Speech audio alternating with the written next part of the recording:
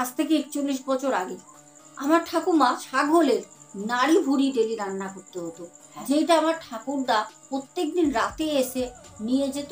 নমস্কার আমার সকল প্রিয় দর্শক বন্ধুরা, চলে আসলাম তোমাদের কাছে আজকে দারুণ একটা ঘটনা নিয়ে। ঘটনাটা বলবো যেরকম মর্মান্তিক, ঘটনাটা সেরকমই কিন্তু ভয়ের।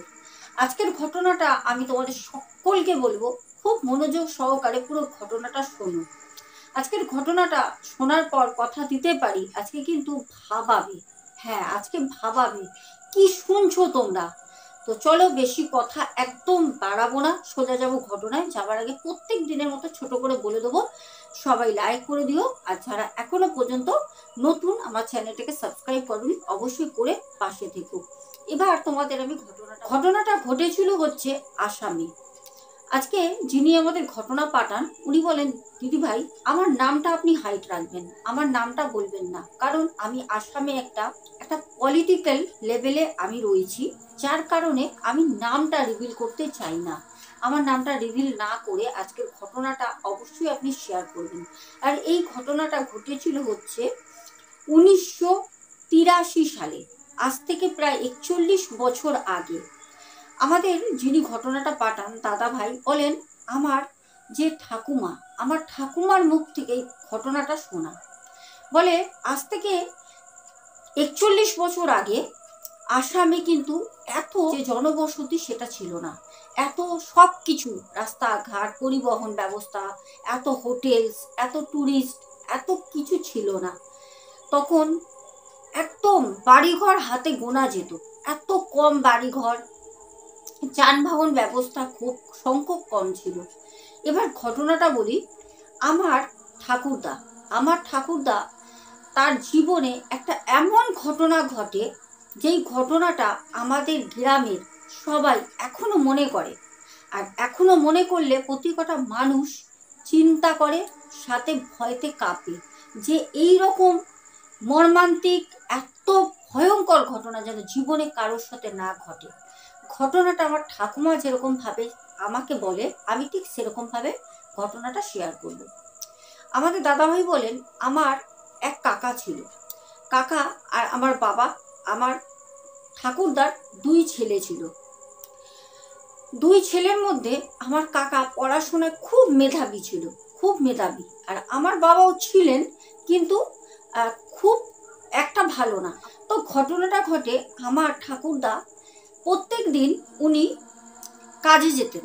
আর উনি কাজে যেতেন, যখন বাড়ি ফিরতেন তখন উনি যখন ট্রেন থেকে রাতের বেলা নামতেন, তখন আমাদের যে স্থানীয় রেল লাইন, আমি নাম নেব না সেখানে, ওইখানে জনমানব বলে কোনো জিনিস থাকতো না। যখন ট্রেন থেকে নামতো হাতে গোনা হতো 5 থেকে 6 জন, মানে ওইটাই তখন ওই সময় অনেক। আর আমার ঠাকুরদা যখন কাজ থেকে আসতো, যখন তখন 6:30 7টা এরকম, 7টা 6:30 এরকম সময় আমাদের পুরো গ্রাম ঘুমিয়ে পড়তো। আজ থেকে 41 বছর আগে। আমাদের দাদাভাই বলেন এরকমই আমার ঠাকুরদা জানতেনও না, আমার ঠাকুরদার জীবনে খুব তাড়াতাড়ি একটা কাল নেমে আসছে। আমার ঠাকুমা বলতেন যে আমাকে প্রত্যেক দিন বাড়িতে ওই সময় যদি আমাদের ভাত না খাওয়া হয়, যদি আমাদের বাড়িতে মাছ না হয় বা আদার্স কোনো সবজি না হয়, কিন্তু আমাকে ছাগলের নাড়ি ভুড়ি ডেলি রান্না করতে হতো। হ্যাঁ, ছাগলের নাড়ি ভুড়ি। ছাগলের নাড়ি ভুড়ি আমরা কিন্তু কেউ খেতাম না, ওইটা অন্য একজনের জন্য রান্না করে রাখা হতো, যেটা আমার ঠাকুরদা প্রত্যেক দিন রাতে এসে নিয়ে যেত জঙ্গলে। আমাদেরকে দাদাভাই বলেন এতটা ভয়ঙ্কর একটা ঘটনা আজকে আপনাকে আমি শোনাতে যাচ্ছি, যেটা আমার মনে হয় না যে অনলাইন প্ল্যাটফর্মে এত ভয়ঙ্কর মারাত্মক অভিজ্ঞতা কেউ সত্যি শেয়ার করেছে। কারণ আমাদের দাদাভাই বলেন আজ থেকে 41 বছর আগে আমার ঠাকুরদা যখন ট্রেনে করে সন্ধ্যাবেলা বাড়ি ফিরতেন, যখন ট্রেনে করে প্ল্যাটফর্মে নামতেন, তখন কেউ থাকতো না, হাতে গোনা 4-5 জন নামতো, যে যার মতো নেবে খুব তাড়াতাড়ি চলে যেত। কারণ জনমানবহীন একটা শূন্য প্ল্যাটফর্ম, যেখানে কেউ থাকতো না, একটা দোকানপাট থাকতো না। ওই সময় প্রায় আমাদের পুরো গ্রাম ঘুমাচ্ছে, কোনো রকমের লোক নেবে যে যার বাড়ি যাওয়ার জন্য ব্যস্ত। তো কারোর সাথে কারোর সেরকমভাবে মুখ চেনা ছিল না। আমার ঠাকুরদা একদিন সন্ধ্যাবেলা এই 6:45 বাজে, ট্রেনটা লেট করে 10-15 মিনিট। 6:30টার সময় আমার ঠাকুরদা ওই প্ল্যাটফর্মে প্রত্যেক দিন আসে, যেই প্ল্যাটফর্মের নাম আমি এখানে নেব না। তো সেই দিনকে 10-15 মিনিট ট্রেন লেট থাকায় 6:45 বেজে যায়। ঠাকুরদা যখন নামবে তখন দেখলো হাতে গোনা প্রত্যেক দিনের মতো 5 থেকে 6 জন নেমেছে, যে যার মতো ব্যস্ত বাড়ি যাওয়ার জন্য। আর সেদিন প্রচুর বৃষ্টি হচ্ছে, প্রচুর বৃষ্টি। আর আমাদের গ্রামের মাটি ধুয়ে ওই যে রাস্তা, পুরো রাস্তা না কাদা হয়ে যেত ওই সময়। এখন তো সব কিছুই নেই, আগে আজ থেকে 41 বছর আগে পুরো কাদায় কাদা হয়ে যেত, পুরো গ্রামের মাটি ভেসে ধুয়ে চলে যেত, এত বৃষ্টি হতো। আর যেহেতু শিলং মেঘালয় খুবই কাছে, তার জন্য যখন বর্ষার সময় তখন জলের যে স্রোত সেটা প্রচুর থাকতো। তো ঘটনাটা ঘটে এই রকম, আমার ঠাকুরদা বাড়ি আসছে, ঠাকুরদা লক্ষ্য করে ঠাকুরদার পেছনে কেউ একজন পা ঘেঁষড়াতে ঘেঁষড়াতে আসছে। তো এইটা আমার ঠাকুরদা যতটা হাঁটছে ততটাই ভয় ভয় পেছনে তাকিয়ে দেখছে, কারণ আমার ঠাকুরদার পেছনে কেউ নেই। আমার ঠাকুরদা প্রায় প্রায় প্রত্যেক দিনই আসতো, কিন্তু আমার ঠাকুরদা এরকম অভিজ্ঞতা আগে কোনো দিন অনুভব করেনি। সেই দিন প্রথম ঠাকুরদা দেখছে যত হেঁটে যাচ্ছে পেছনে কেউ পা ঘেঁষড়াতে ঘেঁষড়াতে আসছে, কিন্তু পেছনে তাকাচ্ছে অদৃশ্য, কেউ নেই। তো ঠাকুরদা কোনো রকমে ওই গ্রামের রাস্তা ধরে হাঁটছে, বৃষ্টিতে ভিজতে ভিজতে। একটা বাইরে কোনো রকম কোনো যানবাহন নেই, এমনিতে তখন এমনি যানবাহন থাকতো না, সবাই সন্ধ্যা হতে হতে বাড়ি ফিরে যেত, কারণ ওই 4-5টা লোকের জন্য কে স্টেশনে এসে দাঁড়িয়ে থাকবে, যে যার মতো চলে যেত। আর যাদের নিজের কোনো রকম গাড়ির ব্যবস্থা থাকতো তারা ওই সাইকেল টাইকেল জমা রেখে কোনো রকমই যেত। এবার ওই সময় ঠাকুরদার কাছে কোনো সাইকেলও ছিল না। ঠাকুরদা বলে যে আমি বৃষ্টিতে ভিজে ভিজে যাচ্ছি ওই গ্রামের পথ ধরে, কারণ যে স্টেশনে নামতো ওখান থেকে আমার যে ঠাকুরদার বাড়ি ছিল অনেকটা ভেতরে, গ্রামের অনেকটা ভেতরে, প্রায় 6:30টায় নামলে 8টা বেজে যেত বাড়ি পৌঁছতে, হেঁটে হেঁটে বাড়ি যেত। আবার সকালবেলা অতটা পথ হেঁটে হেঁটে এসে ট্রেনে উঠতো। এবার ঠাকুরদা বলে সেদিনকে আমার পেছনে পেছনে কেউ আসছে আমি যখন বুঝতে পারি, কিন্তু আমি কাউকে দেখতে পারি না, কোনো রকমে ভয়ে ভয়ে প্রাণ মানে কি বলবো বাঁচিয়ে প্রাণটা বুকে হাতে নিয়ে দৌড়াতে দৌড়াতে এক প্রকার বৃষ্টিতে ভিজতে ভিজতে বাড়ি যাই। পুরো রাস্তা কাদা, হু হু করে কাদার জল যাচ্ছে, সেই কাদায় কোনো রকমে আছাড় খেতে খেতে পড়তে পড়তে বেঁচে দৌড়াতে দৌড়াতে বাড়ি যাই। রাস্তা তো পুরো স্লিপ হয়ে গেছে। ঠাকুরদা জানায় যখন বাড়িতে গিয়ে পৌঁছয় তখন বাইরে থেকেই আমার ঠাকুমাকে ঠাকুরদা চিৎকার করে করে ডাকছে যে কি গো দরজাটা খোলো, কি গো দরজাটা খোলো। আমার ঠাকুমা কারেন্ট না থাকার জন্য, তখন কারেন্টের ব্যবস্থা তো গ্রামে ছিল না, আর যা ছিল ওই মিটমিট মিটমিট করে সবার বাড়িতে বাড়িতে তখন না ওই লম্প হ্যারিকিন এইসবই জ্বলতো। তো সেই রকমই আমার ঠাকুমা একটা হ্যারিকিন নিয়ে সাথে সাথে বাইরে বেরোয় গামছা মাথায় দিয়ে। তখন দেখছে ঠাকুরদা দৌড়াতে দৌড়াতে আসছে, বহু দূর থেকে চিৎকার করছে। তখন আমার ঠাকুমা বলছে এই তুমি দৌড়াচ্ছ কেন, পড়ে যাবে তো। আর সমানে সেই কি বলবো, যেরকম পাহাড়ি অঞ্চলে যে ঝর্ণাগুলো পড়ে জলটা যেরকম স্পিডে যায় ওরকম জল যখন পুরো বর্ষার সময়, আর থেকে থেকেই পুরো বন্যা হয়ে যেত, গ্রামগুলো পুরো ভেসে যেত জলে। একদিনের পুরো বৃষ্টি, টানা বৃষ্টিতে পুরো মাঠ ঘাট চাষ সব জলে একদম মগ্ন হয়ে যেত। যাই হোক, তারপর আমার ঠাকুরদা কোনো রকমে ভয় ভয় বাড়ি পর্যন্ত এসে পৌঁছয়। আমার ঠাকুমা ঘরে যখন ঢোকে জিজ্ঞাসা করে যে তুমি তো পুরো ভিজে গেছো, আর তুমি এত চিৎকার করছিলে কেন? তখন ঠাকুরদা বলে জানি না গো, আমি প্রত্যেক দিনই তো কাজ ফেরত বাড়ি আসি, কিন্তু আজকে মনে হচ্ছে আমার পেছনে পেছনে কেউ আসছিল জানো, আর সমানে পা ঘষে ঘষে আসার আমি শব্দ পাই। যখন আমি ট্রেন থেকে নেবে যতটা প্ল্যাটফর্ম থেকে আমি হেঁটে আসি, তারপর তো আমি কাউকে দেখিনি, কিন্তু আমি বৃষ্টিতে ভিজতে ভিজতে দৌড়ে দৌড়ে আসি, কারণ আমি বুঝতে পারছিলাম জলের পিছনে না ছপাত ছপাত করে খুব তাড়াতাড়ি কেউ আসছে। তো আমার ঠাকুমা বলল, এত বৃষ্টির মধ্যে কে তোমার পেছনে আসবে, আসলে কি তুমি দেখতে পারতে না? ঠাকুরদা তখন বলল, যাকগে, যা ছিল ছিল, আমি বাবা বাড়িতে এসে গেছি, আর আবার কালকে যাব, একটু ভয় ভয় লাগছে। তখন আমার ঠাকুমা ঠাকুরদাকে বলে ওঠে, তুমি এত ভীতু কেন গো? আমার দুই ছেলে যদি শোনে। তখন আমার ঠাকুরদা বলে যে, কোথায় ওরা? বললো, ওরা খেয়ে ঘুমিয়ে পড়েছে। এমনি প্রথমেই বললাম, যাদের ঘরের স্বামীরা বাইরে থাকতো, শুধু তাদের বউরা অপেক্ষা করতো, যারা ওখানে মাঠে চাষবাস করতো, তারা সব গ্রামের মানুষ ঘুমিয়ে পড়তো, কেউ জাগনা থাকতো না ওই সময়। তো যাই হোক, আমার ঠাকুরদা আর ঠাকুমা রাতের বেলা খাবার খায়।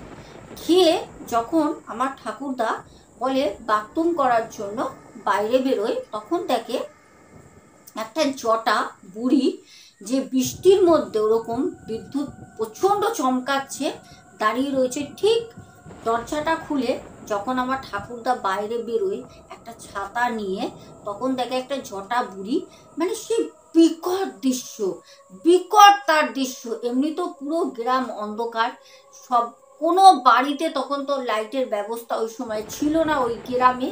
আর এত একটা ভয়ঙ্কর তার চেহারা, আমার ঠাকুরদা দেখে হচ্ছে সেই বিদ্যুতের আলোতে। তখন আমার ঠাকুরদাকে বলে, তুই তোর ছোট ছেলেটাকে আমাকে দে, আমি ওকে নিতে এসেছি। আমার ঠাকুরদা তখন বলে, ছোট ছেলেকে দেব? কে তুমি? তোমাকে আমার ছোট ছেলেকে দেবো? মানে আমার কাকার কথা বলে। তখন সেই বুড়ি বলছে, তোর ছোট ছেলেকে যদি না দিস, আমার খুব মাংস খেতে ইচ্ছা করেছে, আমি মাংস খাবো, আর তোর ছোট ছেলেকেই খাবো। তখন আমার ঠাকুরদা সাথে সাথে ঘরে ঢুকে, ঘরের কোণে মুড়ো ঝাঁটা রাখা ছিল, ওই মুড়ো ঝাঁটা নিয়ে বলছে, আয় আমার ছেলেকে খাবি, আয়, তোকে ঝ্যাঁটা মেরে বিদায় করব। এই কথা বলতে বলতে তখন আমার ঠাকুরদা যখন বাইরে এরকম বলছে, আর আমার ঠাকুমা তখন ঘরের ভিতরে খাবার দাবার খাওয়া হয়ে গেছে, বাসনপত্র ঘরের একটা কোণে রাখছে, কারণ বৃষ্টিতে জল উঠে যেতে পারে ঘরে, মাটির ঘর, সাইড করছে। ওই সময় আমার ঠাকুমা বলছে, কাকে বলছে ঝ্যাঁটা দিয়ে মারবো? সাথে সাথে বাসন ফেলে রেখে দৌড়ে ছুটে বাইরে যায়। উঠোনে যেতে যেতেই দেখছে আমার ঠাকুরদা একটা কার সাথে কথা বলছে, আমার ঠাকুমা দেখতে পাচ্ছে না, অদৃশ্য। কিন্তু আমার ঠাকুরদা ওই রকম ঝ্যাঁটা নিয়ে, খুব মানে ঝ্যাঁটা যেরকম কাছে নিয়ে যায় ঝামেলা হলে ঝ্যাঁটা দিয়ে মারবো, ওরকমভাবে কারোর সাথে ঝ্যাঁটা দেখিয়ে দেখিয়ে আবোল তাবোল কথা বলছে, খুব রেগে। আর তখন গ্রামে আমাদের বাড়ি ঘর ছিল একটা, এইখানে তো 2 মাইল দূরে আর একটা বাড়ি, আবার 5 মাইল দূরে একটা বাড়ি। গ্রামে এমনি সংখ্যক মানুষ কম, বাড়ি কম, আর অনেক দূরত্বে দূরত্বে, সেরকম পাশাপাশি কেউ নেই যে কিছু হলে কেউ ছুটে আসবে। তখন আমার ঠাকুমা সাথে সাথে গিয়ে আমার ঠাকুরদার পিঠটা ধরে ধরে বলছে, তুমি কাকে ঝ্যাঁটা মারবে বলছো, কি হলো? তখন আমার ঠাকুরদা বলছে, কেন সামনে দাঁড়িয়ে রয়েছে, দেখছো না কি দাঁড়িয়ে রয়েছে? তখন বলছে, কি উল্টাপাল্টা কথা বলছো? বিদ্যুতের আলোতে তখন দেখি না, সামনে তো কেউ নেই, কেউ নেই। যাই হোক, তখন আমার ঠাকুমা ঠাকুরদাকে বলে যে, তুমি 2 দিন বাড়িতে থাকো, কাজের অনেক চাপে আমার মনে হয় তোমার মাথায় কোনো রকম সমস্যা হচ্ছে। আমার ঠাকুরদা তখন বলছে, না, আমার কোনো সমস্যা হচ্ছে না, আমি দেখেছি একটা অদৃশ্য, একটা বিচ্ছিরি নোংরা শাড়ি পরা একটা মহিলা এখানে দাঁড়িয়ে ছিল, জটা, হ্যাঁ, ওর গা দিয়ে পচা দুর্গন্ধ বেরোচ্ছিল, কিন্তু আমার ঠাকুমা ওই পচা দুর্গন্ধটা কিন্তু পেয়েছে। ঠাকুমা তখন বলে যে, ঠিকই তো বলেছ, কাউকে তো আমি দেখিনি, কিন্তু পচা একটা দুর্গন্ধ আমি পেয়েছি, তুমি যখন বাইরে দাঁড়িয়েছিলে। বললো, হ্যাঁ, আমি তোমায় কেন মিথ্যা কথা বলবো। এইবার সেই দিন রাত থেকে শুরু হলো একটা অমানবিক ঘটনা। সেটা হচ্ছে, আমার ঠাকুমা জানায় যে রাতের বেলা যখন আমরা শুতাম, আমাদের তো টালির বাড়ি ছিল, আর বেড়া দিয়ে ওই টালির ওপরে সমানে, মানে কি বলবো, খুট খুট খুট খুট করে না, মানে টালি ভাঙা দিয়ে যদি টালির মধ্যে কেউ মারে যেরকম শব্দ হবে, সারা রাত ওরকম শব্দ করতো, ওরকম শব্দ করতো। তোর ঠাকুরদা ওই রাতের বেলা শুয়ে শুয়ে ওর সাথে ঝগড়া করতো, আমার পাশে শুয়ে থাকতো আর ঝগড়া করতো।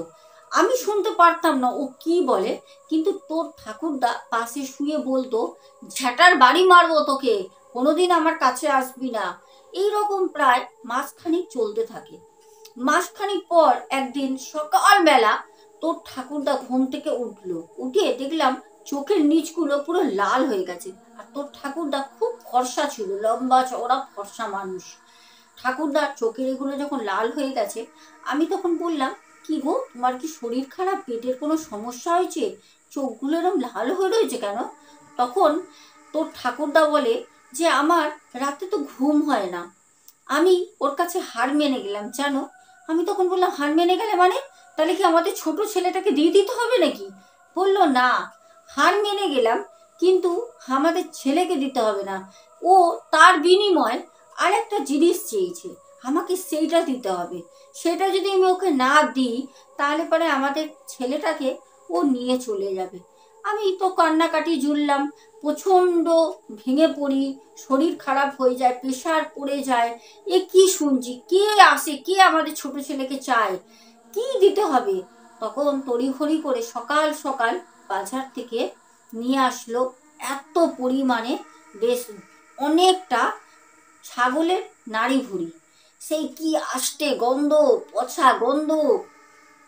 সেই ছাগলের নাড়ি ভুড়ি এনে আমাকে বললো, এই নাড়ি ভুড়িগুলো তুমি রেখে দাও, ধুয়ে পরিষ্কার করে সেদ্ধ করে রেখে দাও। প্রত্যেক দিন রাতের বেলা এটা আমি কাজ ফেরত বাড়ি এসে আমার প্রথম কাজ, এটা আমাকে বাইরে দিতে হবে, না হলে পারে আমার ছোট ছেলেটাকে নিয়ে চলে যাবে। আমি তখন বললাম, এ কি সর্বনাশ, কি করে কি করব? বলল, তোমাকে যেটা বলছি তুমি করো। সারা দিন আমার ঠাকুমা জানায় সারাদিন না কাঁদতো। আমার ঠাকুরদা কাজে চলে যেত, ওগুলো এনে দিয়ে প্রত্যেক দিন। আর ঠাকুমা প্রত্যেক দিন কান্নাকাটি করতো। আর আমাদের দুজনকে, মানে আমার বাবাকে আর আমার কাকাকে, আমার ঠাকুমা সব সময় বুকে আগলে আগলে রাখতো। না কোথাও খেলতে দিতে যেত, না ঘর থেকে বেরোতে দিত।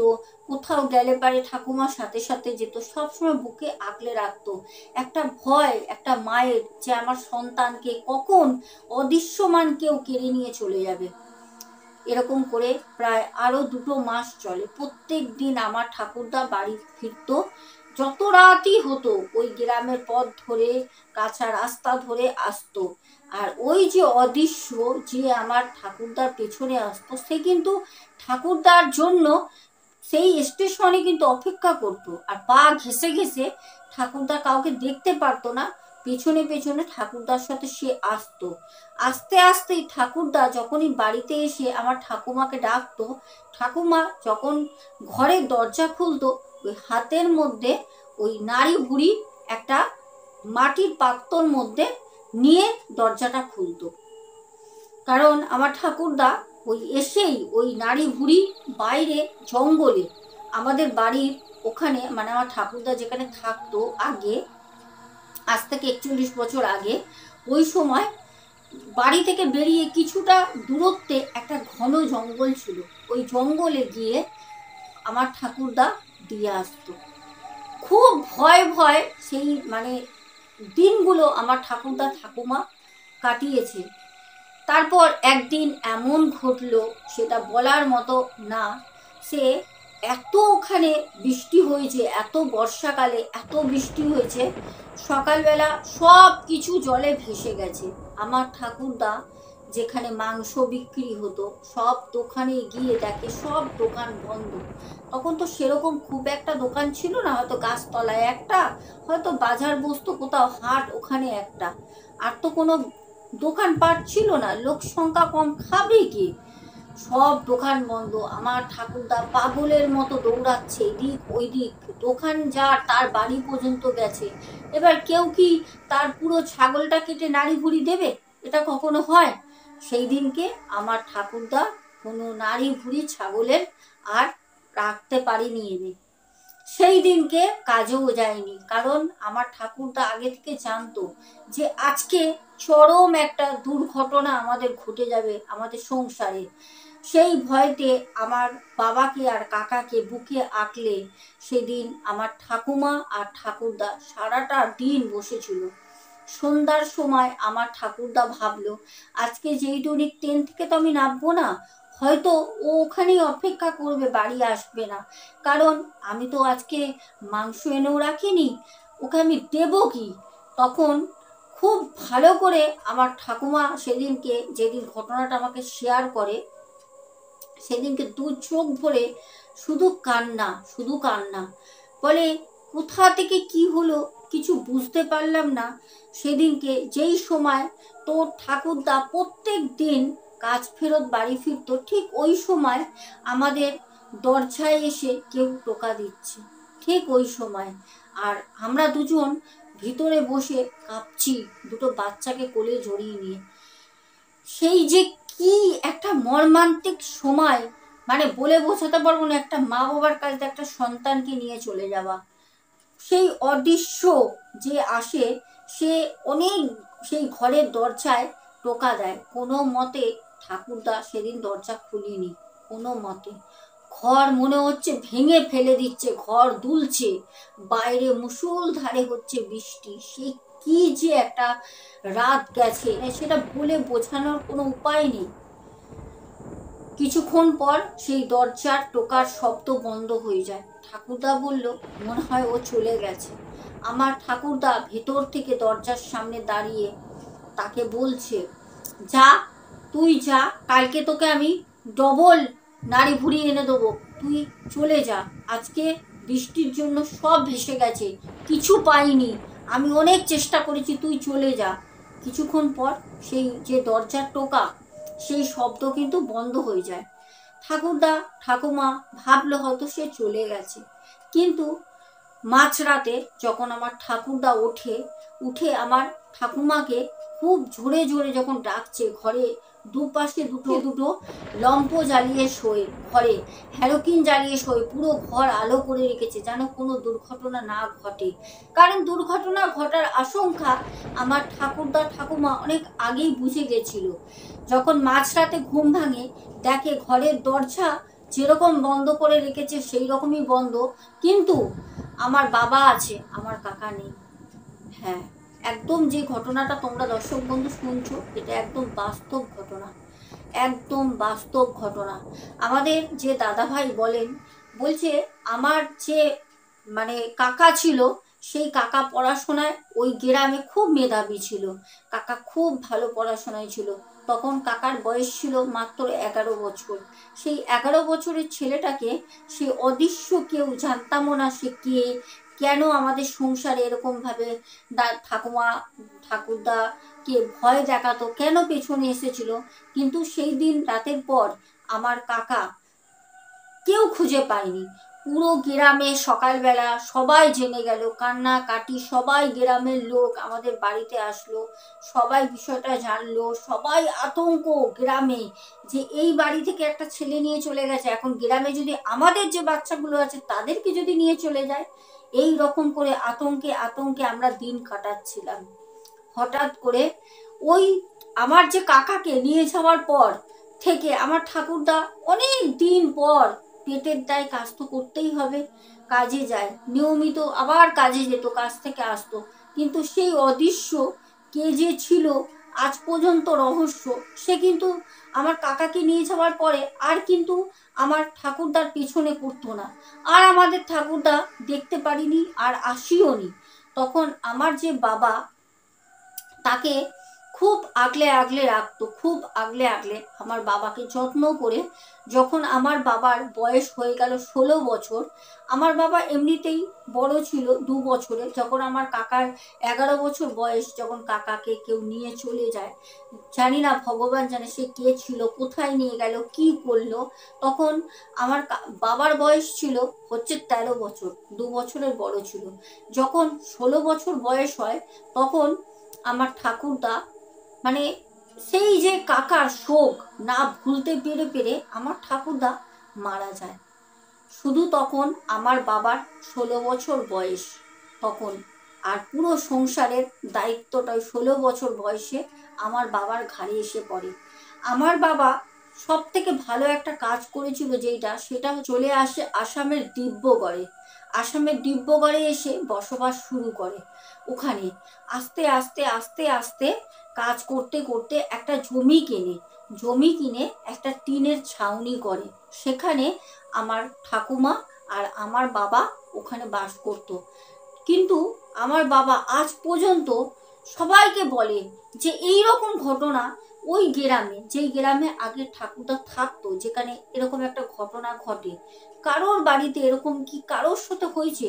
কিন্তু গ্রামে সবাই, কেউ বেঁচে আছে, কেউ মারা গেছে, সবাই বলেছে যে না।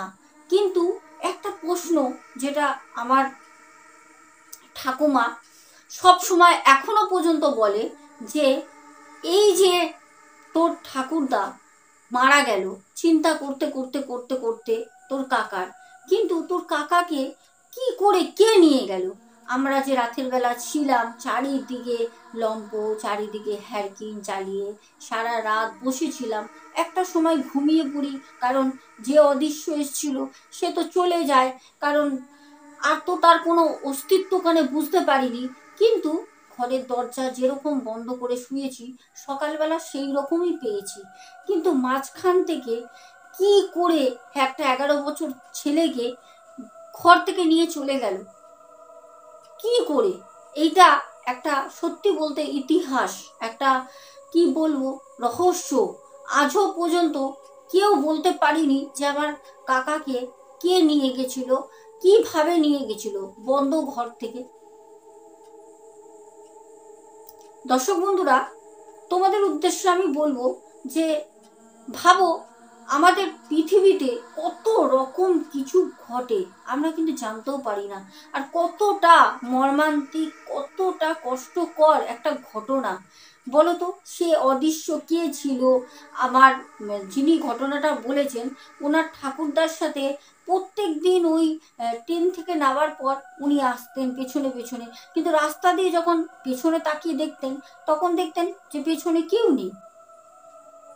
কি অবিশ্বাস্য একটা মানে ঘটনা, সত্যি মানে আমার কাছে কিছু কিছু ঘটনা আসে অবাক করা। আরও একটা ঘটনা আমি তোমাদের বলছি, খুবই ছোট। আমাদের একটি ভাই কিছুদিন আগে কমেন্টস করে, তোমরা কমেন্টস চেক করলে পেয়ে যাবে। একটা কমেন্টসে বলে যে দিদি ভাই, এই দুনিয়ায় অনেক কিছু হয়, এই দুনিয়ায় যারা বিশ্বাস করে করে, যারা করে না করে না।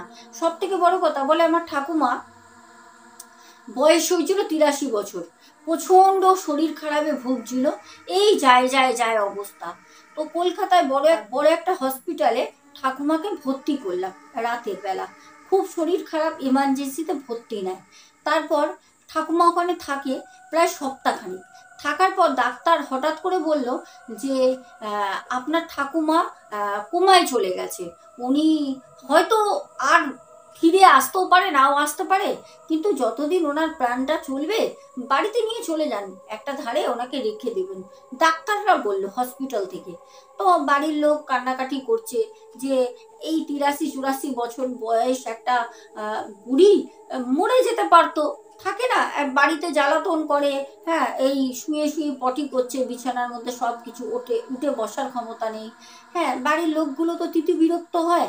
তো সবাই বলছে যে কি দরকার ছিল এখন এই সময় কোমায় চলে গেল, এই কোমায় পড়ে থাকা মানে তো আরো বাজে অবস্থা। আগে তো তবুও মানে লাঠি নিয়ে পুজো, একদম কোমর ভেঙে গেছিল, পুজো হয়ে হাঁটা চলা করতো। সব চিন্তায় পড়ে গেল, বাড়ির লোক সব নানা রকম কথা বলছে।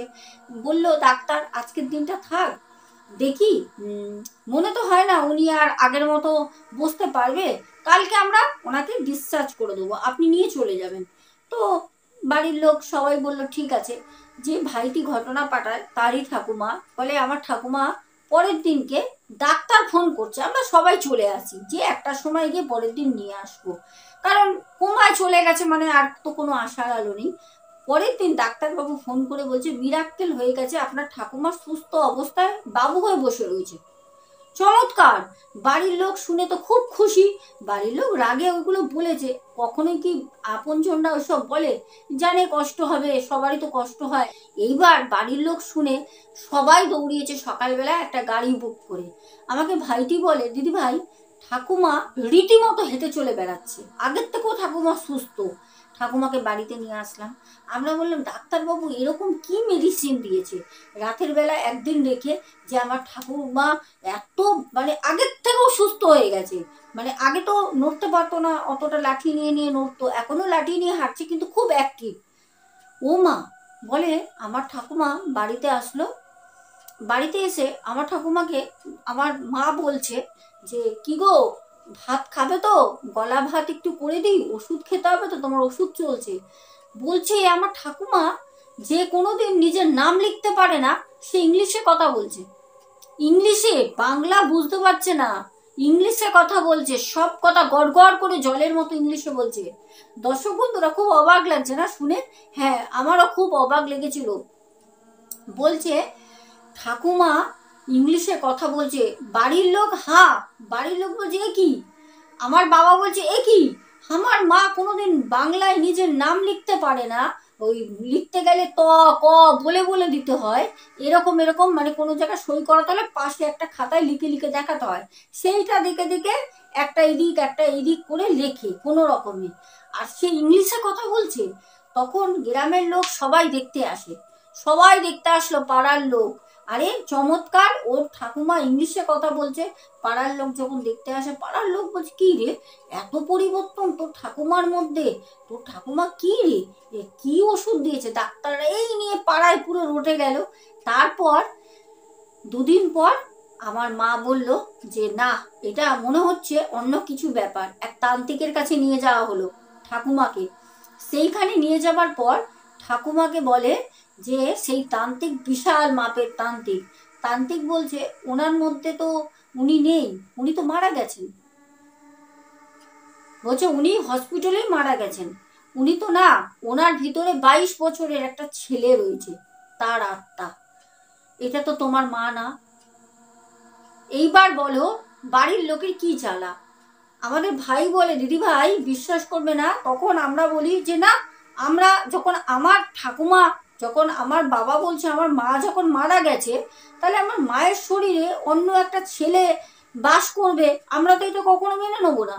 তখন সেই ব্রাহ্মণ বলে, ঠিক আছে, আমি যদি এই আপনার মায়ের শরীর থেকে, আমার বাবাকে বলে, আপনার মায়ের শরীর থেকে যদি আমি এই আত্মাকে মুক্তি দিয়ে দিই, তাহলে আপনার কিন্তু মা মারা যাবে, মানে উনি তো মারাই গেছেন।